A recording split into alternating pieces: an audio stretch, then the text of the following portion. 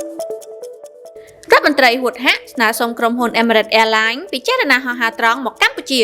ឧបត្ថម្ភធំដោយរោងចក្រផ្គត់ផ្គង់គ្រោងដែកនិងសំណង់គ្រោងដែក KTSS តម្លៃសមរម្យគុណភាពស្តង់ដារអន្តរជាតិបើលោកអ្នកមានតម្រូវការសេវាកម្មផ្គត់ផ្គង់គ្រោងដែកនិងសាងសង់សំណង់រោងចក្រសូមទំនាក់ទំនងមករោងចក្រយើងដោយផ្ទាល់តាមរយៈលេខទូរស័ព្ទខាងក្រោមអាដាមហួតហាក់រដ្ឋមន្ត្រីក្រសួងទេសចរបានស្នើសុំឲ្យក្រុមហ៊ុនអាកាសចរ Emirates Airlines ពិចារណាលើការហោះហើរត្រង់មកកម្ពុជាការស្នើសុំបែបនេះស្របពេលដែលអាដាមរដ្ឋមន្ត្រីបានដឹកនាំគណៈប្រតិភូជាន់ខ្ពស់របស់ក្រសួងទេសចរនិងក្រុមប្រឹក្សាភិបាលសិក្សាទីផ្សារនិងផ្សព្វផ្សាយទេសចរកម្ពុជា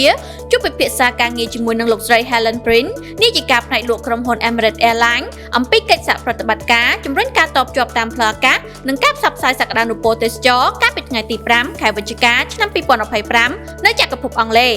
នៅក្នុងជំនួបពិភាក្សានេះអាដាមហួតហាក់បានស្នើសុំឲ្យក្រុមហ៊ុនពិនិត្យលទ្ធភាពបង្កើតជើងហោះហើរត្រង់មកកម្ពុជាដោយសារបច្ចុប្បន្ននេះប្រទេសកម្ពុជាមានអាកាសយានដ្ឋានកម្រិត 4F គឺជាអាកាសយានដ្ឋានអន្តរជាតិតេជោដែលទើបដាក់សម្ពោធឲ្យប្រើប្រាស់ជាផ្លូវការកាលពីពេលថ្មីៗនេះបន្ថែមលើនេះអាដាមក៏បានអញ្ជើញលោកស្រី Helen Prince នាយិកាផ្នែកលក់របស់ក្រុមហ៊ុន Emirates Airlines និងសហការីមកទស្សនកិច្ចនៅកម្ពុជាជាពិសេសនៅអាកាសយានដ្ឋានអន្តរជាតិតេជោដើម្បីពិនិត្យមើលស្ថានភាពចំនួនភ្ញៀវទេសចរជាក់ស្ដែងនិងសក្តានុពលទេសចរដ៏សម្បូរបែបរបស់កម្ពុជា